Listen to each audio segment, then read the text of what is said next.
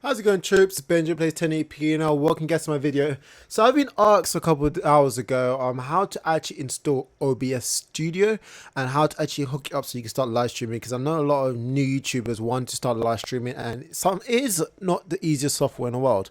Usually what I would normally do is show you guys the OBS classic way because it's actually what I use, but OBS Studio is a much easier, newer version that they have that now supports Mac and Linux as well. So you literally have a choice of so many different platforms to stream from, and different capture cards actually support that too, like the Gallo supports it. I'm not sure about the HD PVRs, but I know for a fact that Gallo supports it, even though I don't use it for the Gallo anyway, but I know it does work. So I'm going to show you guys how to do it itself.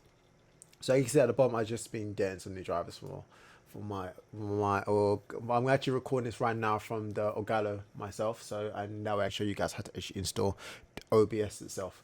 So once you guys get a chance, go to OBS website, which is obsproject.com, and all you have to do is click on the current version you are using. In my case, I'm actually using Windows 7. As you guys did know, I wasn't 10, but I downgraded to 7 because I just personally prefer 7 more than 10. I don't know what's wrong with me, but I just do. So then download. It should take a few seconds. I got pretty good internet, so just giving it about 30 seconds. And once that's ready, we're just going to open it up, install the actual default location so that nothing is changed, and I'm just going to show you some really cool stuff. I'm going to show you how you can make the performance a little bit better, things that I recommend, things I don't recommend, and the pros and cons of each of the encoders that actually does come with OBS anyway. So let's give it 5 more seconds and we should be ready to start. There we go. There we go. So let's click that. Okay. Just check that the recording is all fine. Yeah, it is. That's good. Okay, so now that we've got the OBS Studio set up 0.16.2, let's click next. I agree. Default place. So next. Yep, I want it with all the plugins. Browser plugins are really good. I really recommend you keep these on. They allow you to like put web pages and stuff like that. So if you need if you want to have like an overlay of like a shout out button or something like that, this does help because there's loads of websites to do it for you. So that you have to install any external third party software into OBS. You can literally just hook up the website and then make it just take off the background image. I'm not sure what the name is. I think it's like so the chroma key. Use the chroma key on it so it gets rid of the background and they literally just get your overlay. It's pretty cool.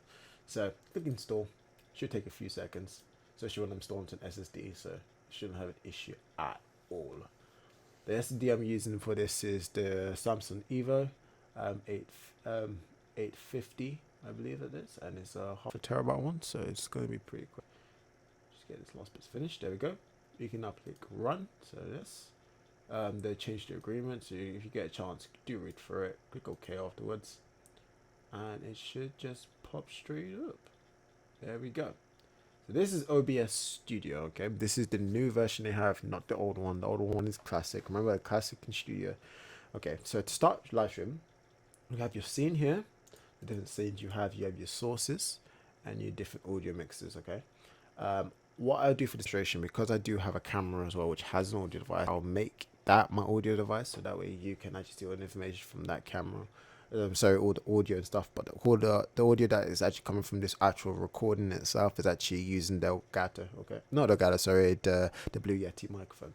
So in the first scene, we can rename it. We can name it gameplay. That's a good example. Okay, gameplay. In the sources, you can add as many sources. So you just do is right click the sections if you need to add information. So just click add, and you've all these sources you can play through. I now have an add-on that gives things like I think it's browser source that has just been added and things like that, but I'm not 100% sure. But now it looks like they've updated a lot. So you've got like VLC audio source, which is awesome. Imagine watching a video and you can pull it on there so people can watch it too. Another scene, I believe, images, slideshow images if you need to move across, capture devices. So for example, let's give this a shot. Maybe it'll work and pick up my HD PVR. See if this works. HD PVR is actually turning on, funny enough, so maybe it will work at the back. That would be pretty. Oh my god, that is awesome. I didn't even know it would work. That is crazy. So that's actually picking up the HD PVR, which I did not expect to actually work, but that is awesome. So now I know that if I want to, I can have overlays. You can see there's a little bit of lag as well. this is literally just due to me doing so many different encodings. Literally, it's recording of the HDPVR and Elgato at the same time, so that's probably why that's doing that. But we ignore that for now. Okay, so now we've got gameplay. So we can add a source. As you can see, there's the video capture that also picks up things like my camera. So if you guys want to see me, I can just do this and I can wave to the camera. I don't know if you guys can see me. I can make this bigger and smaller, literally as much as I want. So if I want to, I can go to resolution. I can make it custom, and I can pick out one of the custom resolutions that is supported by my camera. My camera actually supports up to full 1080p. So if I want to do that one, and I click 30 FPS, which is the highest possible, you should be able to see me. It won't be super fast, but as you know, I am doing so many different types of encoding, but it does pick up fine. What I do recommend really is to actually don't always go to the fullest. Go to, let's say, 720p, make it 60 FPS as well, so that way it's much smoother. And then what I do is I then scale it to be full 1080p. I know you lose about half the pixels doing this, but it just looks so much better.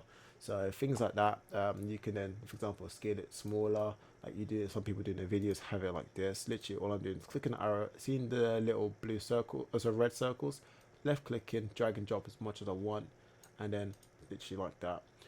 If I did, for example, I wanted to have a game on here, so let's say I wanted to think of a game that people play online. Let's think of what's the name? Agaria. Okay, Agaria is a good example. So this is Agaria's website. I'm showing this from a website point of view. You can, same thing to do this with game capture, exactly the same.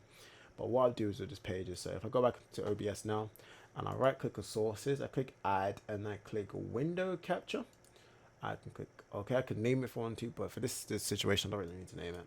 Click okay, and then I can pick which window I want to capture. In this case, I want to capture Agaria. I also want to capture the cursor as well, so I can click OK. And as you can see, it's covered it on top of the actual camera itself. And not just that, it's literally just picked up the width of the window size. So that's literally from at the top here all the way to here, which is the edge of the window. If you guys can see that, I'm not sure if you guys can see that correctly, but that's literally the edge of the window. But what we want it to do is, so then you actually record it to make sure it maps the whole entire screen, so you don't have this little black outline, because that's not exactly what you want. If you are, so if I just reposition that and you hold, make sure it's right key. Yep. If you hold the shift key and you left click, you can actually scale this as much as you want. So I can make it fit, or I can scale in any axis I want, and it'll work perfectly fine for any game recording or any game object or scene or source, anything really. And now you can do it that way. And next thing you need to do is I need to have my camera on top. So I'll right click here, click order, move up or move to top, and now you should see me top of the game. And literally when you wanted to, you can now record, and you can literally click start streaming or start recording once you have the settings set up, which I will show in a second. Okay, there's many other tricks you can do. For example, you can have text overlay, which is this one, have it say anything, say hello YouTube. Okay, I'm also gonna have it a little bit, or change the color a little bit, make it a little bit bluey, nice blue. Change the font if I wanted to, make it bold if I wanted to, italic, but it's okay for now. Also, what you can do, you can have the custom text alignments, wrap around the text as well. And there's also one other thing which I'm just really quickly trying to figure out where it was last, because it might have been moved. Where are you? Probably change the mode, but let's see where the text is. The text is at the very top up here. Okay, so I can put this anyway. Sometimes you have some people have their name things here and stuff like that. Now I remember how you do it. It's a filter. Okay, so if I click on filters, okay, filters are like edits that you can actually do to your scene itself. For example, in this case, I can actually edit this again. So if there's like an audio device, I can make the audio. If it's a chroma key, I need to add a chroma key to it, anything like that. But what I'm actually going to do is a scrolling effect. So what happens is this will actually scroll depending on how fast I want it to scroll, like so. So that may be pretty fast, but I can actually limit how big and how small it is just by clicking these buttons as well. So if I say I don't want the width to be a certain width, I can do it just by saying that. But what I'm actually going to do is if I click that, and then I now scale this. Whoops. to about there or so. Okay. And now go back to the filtering again. Width. I can limit how much you can actually see just by doing that. So for example, let's say I wanted it to only show a letter at a time, you can do that. Let's say I only wanted to show about width about 30, it will do that. Or let's say 100, it will do that. For example, no matter how big it is, that is literally how much it will physically show, which is actually quite a cool trick. So like if you want to have something that goes all around the exact bottom of the screen, you can do that. For example, one easy way to do that is literally just to go to the text, right, properties, put a bunch of spaces, and an easy way to do it as well. Okay, make sure that, let's get the width back to normal. Not that one, sorry. Go to, where is it? This one. I think did I change anything? There we go. So just leave it as bottom. So as you can see, there's a lot of space. That's why it's doing that blank bit. Take this off, limit. So now I can see where it's actually going to. So if I wanted, I could just leave it like this, which is actually quite huge. I maybe put too many spaces in it, but you can get the gist of what I'm trying to show you. I don't wanna. I was just gonna edit. I can leave it like that, example.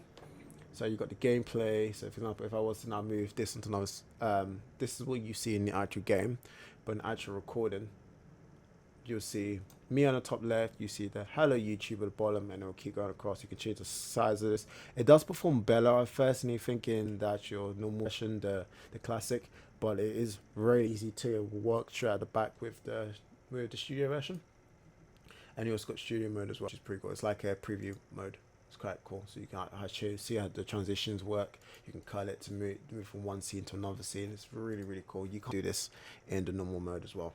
So the grand finale is the settings, which is the main reason for this video. Okay, I'm going to show you exactly how I use my settings for this. People may use different settings depending on the actual configuration. But for my configuration, this is how I physically do it. So if I click on stream, you have your streaming services that you can do. You can do offline recording, and you can do a normal recording. That's why the stream and output settings are there. In my case, I'll just use streaming services. I'll use YouTube gaming. I will just use primary server, and you have to put in the stream key. To get the stream key, what I'm going to do is I'm going to show you how I do it for my YouTube channel, and of course I will be changing the stream key afterwards. It's just so that I can show you for demonstration purposes.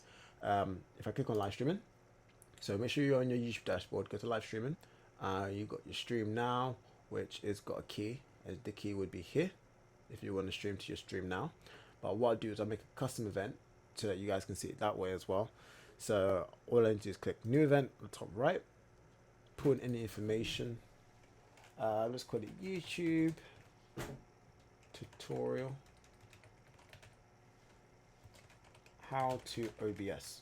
It's the one name, how to OBS.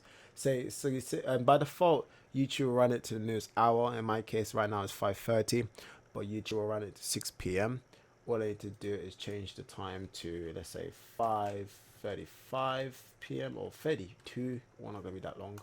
You can put any tags. So I'm just gonna write YT, any tags you want. What I recommend for tags, especially a lot of people use this. If you need to help get views on your channel, just go to Google, type in YouTube, YouTube tag generator, and there's what's called better way to web. Type in any information you want. For example, I'm gonna write in OBS. Okay, take us a couple seconds, and what it would do is actually filter the most recommended searches or tags for your videos. It's really awesome. This one can't find. Let's try OBS lowercase then. It's gonna find it that way. I just have to type something else. Let's try YouTube. Give it a second.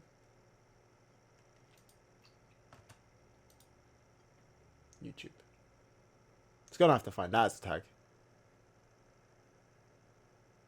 I'd be surprised if it doesn't, to be honest with you guys. Oh wow, okay. Fine. Let's try Overwatch, 'cause I do have that one in here quite a bit. Unless their server's down, I don't know. It appears their server must be because it would have showed up a long time ago by now. But don't worry about that, guys. Yeah, the servers are probably not working right now. But anyway, go to events. Whatever tags you put in, you can make them up or use websites to do third-party websites. I personally use third-party websites. Click on advanced settings.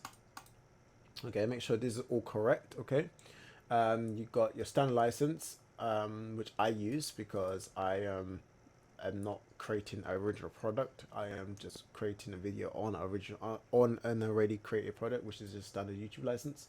My signalization is everywhere. The difference between everywhere and monetized platforms.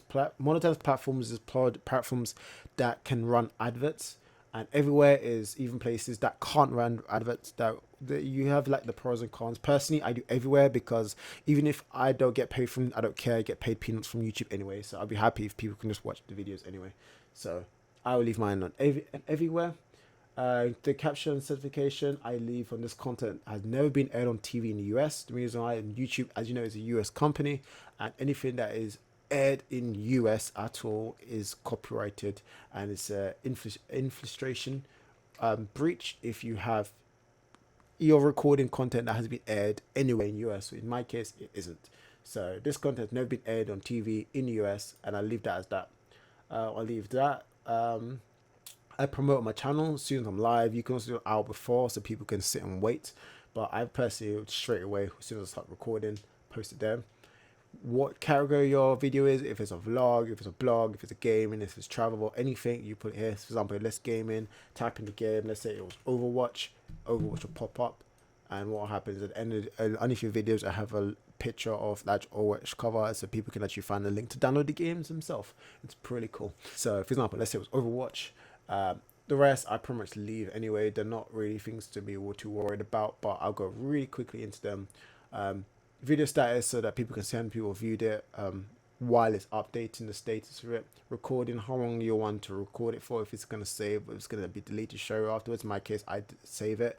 I can stream for a maximum of 8 hours. I think the highest I've done at the moment is around 6 hours straight, but then I do take breaks and then I do another recording, so it does breach the 8. It's about maybe sometimes 13 hours or so in a day, but if you start and stop, it doesn't really count. Allow comments. You can disable your comments just by checking the box, but I'll leave your comments on. People to rate, that means thumbs up or thumbs down your videos. DVR is people are watching your live stream but they haven't actually come out right to the start, but they want to see from the start. They can actually jump back 4 hours and actually watch your game start, which is really handy. I do recommend keeping that, because if there's been a problem or someone said something that's been bad and you need to make sure you find out exactly what it is, DVR does help that. If it's a 3D video, if it is, then they'll actually code the video to work with 3D and devices. In most cases, it isn't, so I'll leave that checked off.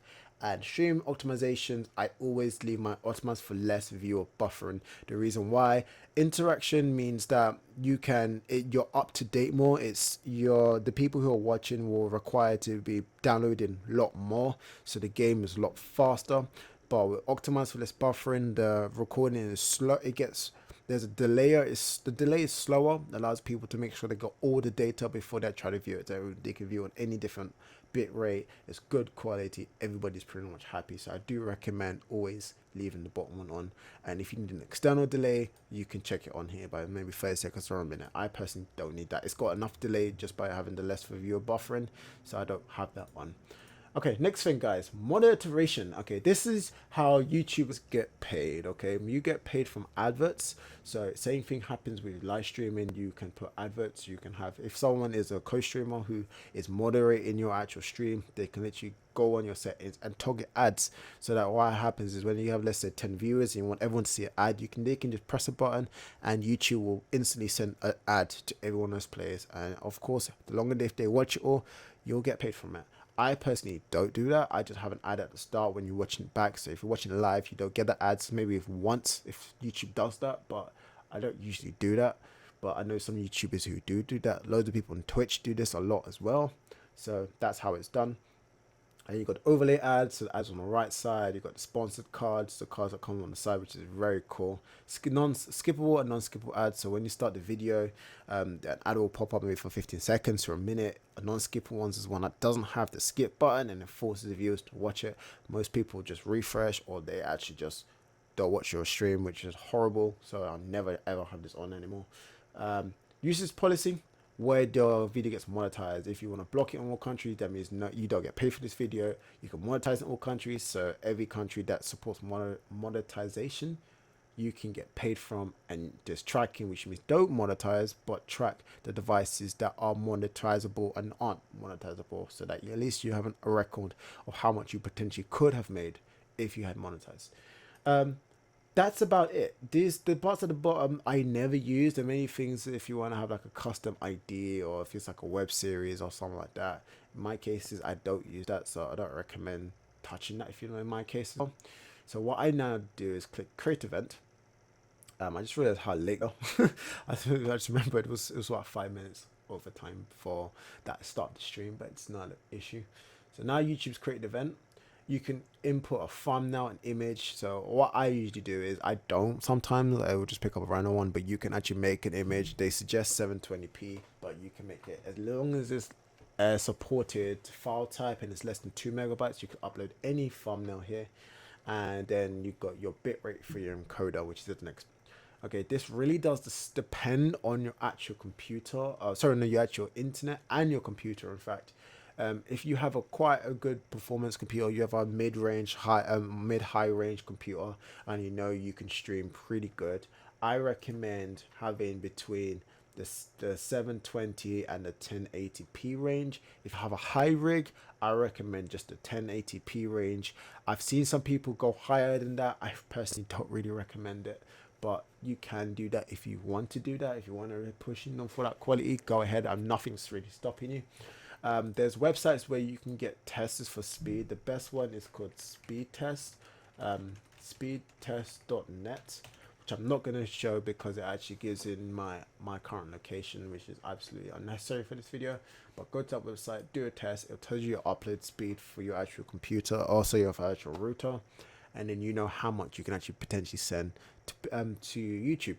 But one thing I don't really recommend is to send the maximum bitrate that speed test tells you. If you have 6 gigabytes, don't send 6 gigabytes. Sorry, megabytes. Because if you spend all of them, if you have other users in your house and they need to upload something, or they want to go on the website and upload a message, it's going to have many problems, and it's actually going to kill your stream, because your router has to subside all the devices currently connected to the router. So if you're taking all of the actual bitrate, it's going to cause you problems and it's going to cause them problems. So I just don't really recommend it. I suggest go to at least half that bitrate, if not half less. So in my case, in UK, I'm with a provider called PlusNet, and I'm paying for the highest package right now, so I can have really good upload speed. There's because me being a YouTuber and me being a live streamer on YouTube as well for YouTube gaming, I need the upload speed. So I pay for the most money, so I could have about 16 megabytes of upload speed, sorry, which is very high, which does mean, yes, I could potentially stream the top one. Am I going to? No. Do I have a computer that probably can handle that? Probably not. Am I going to attempt? No. So it's just like that. I have 16, but what I usually stream is around 1080p to 720p. Why? Because I still got to upload. I still want to play games online. I still need to upload data, my positioning, if I'm getting kills, all that stuff that happens in games. You need to upload that to the servers when you're playing the games as well. If you're watching a video, if someone else is watching a video, someone's on Netflix or YouTube or anything, and even when you're trying to watch your own video back, that is download and upload speed. So you would have to take those things into consideration. So in my case, I would stream at 1080p or 720p. In this case, because I'm recording, I'm just going to do 720p. And I always check the 60 FPS, even if you aren't. It just allows the option to go higher or go lower, because if you don't check that box and you start streaming, you actually click save, you cannot edit this, and it's horrible. And no one wants to really start a whole new event all over again just because they forgot to check to enable 60 FPS box. What that does is when you watch this back, you can actually watch the video back in 60 FPS. It's lovely, it's beautiful, it's just amazing. But without that box, it's horrible. I tell you, it's really bad. Okay, so for the next bit, the encoder. So this is what we actually needed for OBS itself. The stream name is the information that we need to send in OBS, so that we can actually send information to YouTube themselves so people can actually watch it. So I've copied the stream name. Remember, the primary server URL is actually already hooked into OBS Studio, so luckily you don't have to do this. It's just the primary inget server, and all I need to do is paste it here, click apply, and I can now stream to YouTube. It's as easy as that. The thing is that how much I'm gonna send in, that's all gonna come very shortly, but that is all I want to send. That's my stream key, same as this one, and that is literally how you connect your OBS to YouTube. Next thing, output. Okay, so we're streaming. How much bitrate you're going to send, your encoder, and all the bitrates are all very important. Okay, you also have your output settings. So if you want to go a bit advanced, you can do, or you can do very simple. I'm just going to show you guys a simple way because it's just very easy to use. I'll then also go into the advanced. So if you want, then after you can just skip it if you're just going to use the simple way anyway. So if you remember with here, we said that we can send within 1,500 kilobytes per second and 4,000 kilobytes, which is equivalent to 1.5 megabytes or 4 megabytes. Okay, I'm going to only send about so let's do 250. We are usually about 350 or 3,000 kilobytes per second, but we'll just do 2,500. Okay, the next thing is the encoder. As you see, I have two encoders here. As you know, I have an RX 480, which is the new AMD graphics card. That allows me to use this new encoder, which uses AMD's APU. I think it's APU. I'm not sure. I'm sorry, VCE, which allows me to have almost like lossless recording, which means I can record almost with no lag. It's pretty good. Sometimes it has stability issues, so you have to be aware when you're using things like this. But the best way is, of course, X264. So I'm just going to use X264 for this video because that's what you guys probably are using. Audio bitrate, you choose how high quality you do on your audio. In my case, I always leave at 160. Some people do go 192, but as it says, it's just recommended 160. So I would leave it at 160 as well. So leave it at 160. You also got your advanced encoder. So if you need to, this actually takes advantage of your CPU. The higher you go, the more CPU usage. The lower you go, sorry, all the way around. The higher you go, the less CPU usage. The lower you go, the higher CPU usage. It's quite weird, but it kind of makes sense as well. So slower means that it could record a lot more things, but God, it really hurts your CPU. If you're using Intel, you should be good. AMD guys, don't bother, really, just stay very fast. I just don't really recommend it. Recording, that's if you're going to do a recording. This is where it will save by default folder. If I want to record the same as the stream quality, or if I want to make it less or bigger, this is how I would set it. It's lossless is literally exactly what you'd see. It's crazy big files, like you'll get either maybe in about 10 minutes or so, it'll be maybe 20 gigs. It's really bad, but I personally rarely record at the same time unless I'm just going to offline record. And you got the recording formats: FLV, MP4, MOV, MKV, TS, M3, U8. I personally recommend FLV and MP4. FLV does have many problems sometimes if you like using Sony Vegas. I do recommend the MP4 ones, but for quality wise, FLV is beautiful. Okay, so that's why I use FLV, because I have the codexes for Sony Vegas so that I can use FLV. So that's how I use it. Okay, let's just click apply. So that's how you do it simple. In an advanced way, it's almost the same thing. So you got different audio tracks. You choose your coders. You see there's loads more different coders. So you got the H264 ones as well as the X264. You got the AMD one again, which is the VCE, the video coding engine. You've got all these other aspects, like the same thing like the CPU stuff, but most of the stuff you really don't change. So I really recommend it. Recording, same thing as you saw before. Audio, same thing for each, depending on which track you're using. But in my case, I don't need to touch any of this. Audio, I usually leave. I never need to touch any of this unless I'm just changing which audio is being used. So I can change it, for example, to pick up my my Blue Yeti microphone as a speaker, because I have all my speakers and stuff connected from my Yeti.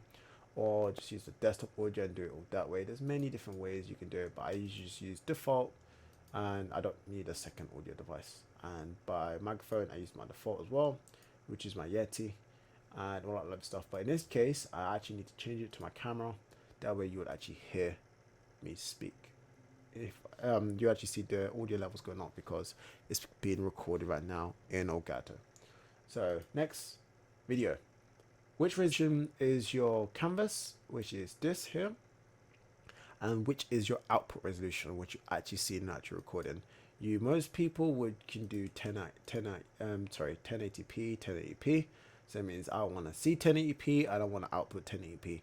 I personally do is output 720p because you don't really need to have this 1080p quality. It does look better, but it's just not really needed. When you watch this on the phone, you don't really notice much difference. I usually use 720p.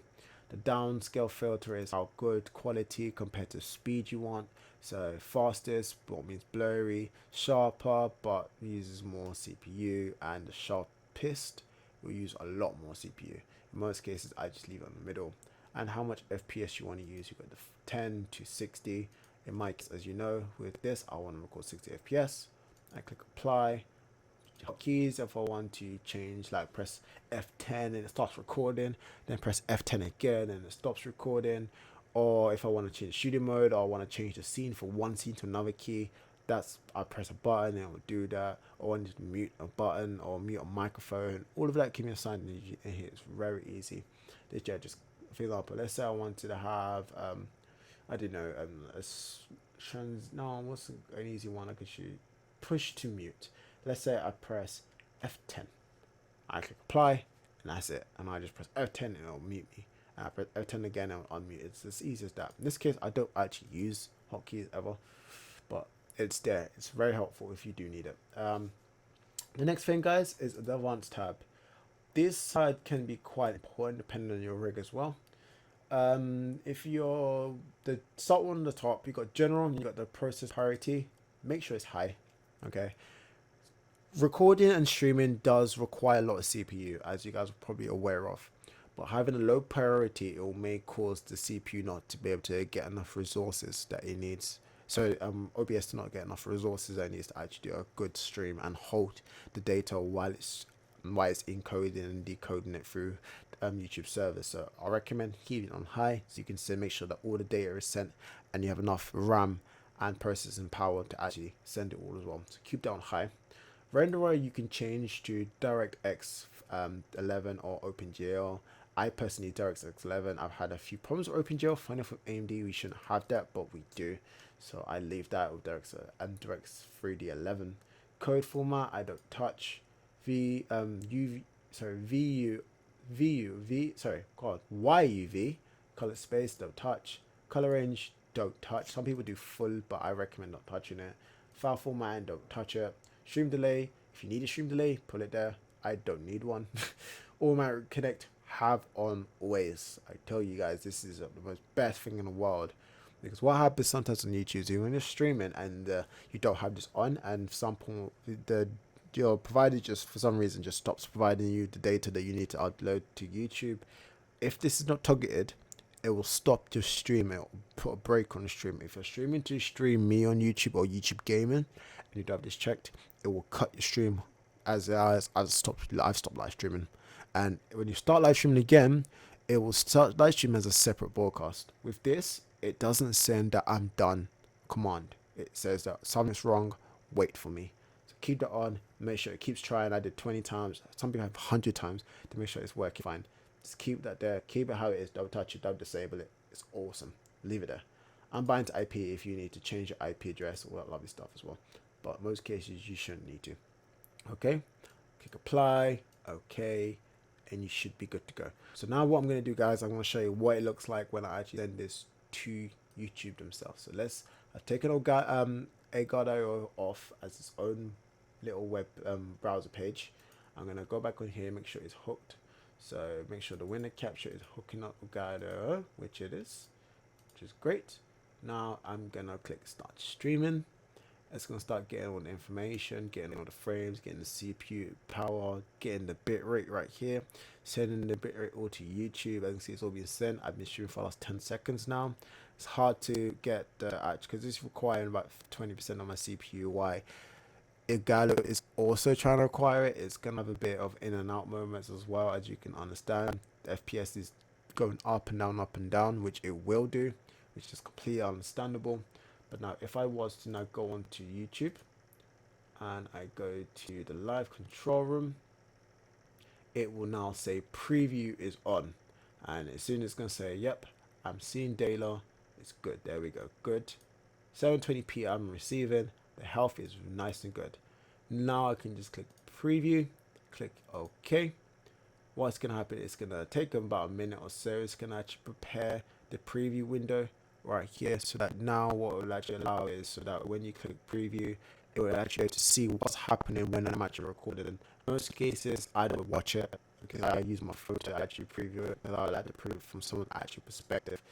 And one thing like that is, there we go, preview done, and we can click start streaming, click OK, give it a second, and now we're live on YouTube. And this is easy as that. So the data I'm sending right now from OBS, which is from here, is now just sent directly to YouTube. And if I click on my watch page, which is what people will watch, so people might see this in a few seconds as well, it'll be kind of funny saying, oh look, they see me talking to myself or talking and recording. But this is how it works, and it's very, very easy. I just refresh it, mute it. There we go. That's what you see in OBS, and it's as easy as that. It's very simple, very easy to do. Anyone can do it, and yeah, that's how you do it, guys. So when you see comments or something, I think that shouldn't be me, might be me, I'm not sure. When people comment, they'll say comment here, it'll pop up here. I had this on the set screen, or some people have it on a laptop. There's many other ways you can do it, really. It's really, really awesome. So yeah, guys, hope this has showed you how to set up OBS. As I said, it's a very, very easy tool to use. You can do live streaming, you can do recording, you can do console recording. Funny enough, I didn't expect it to pick up my HD video, but it did. But I'm very glad that OBS is available and it's open source, people. That's the best thing about it. I hope you guys enjoyed the video. I hope you guys learned a bit. And I hope the videos helped you so you guys can start streaming as well. So guys, have a lovely afternoon. It's what, Thursday. I should be live streaming tomorrow, which is the plan. Fingers crossed for a little while I'll be live streaming. And yeah, guys, stay awesome. I love saying that. It's what I always say. It's my little thing. Stay awesome, troops. And don't forget to like, comment, subscribe. And I'll see you all in the next one. See you later, everybody.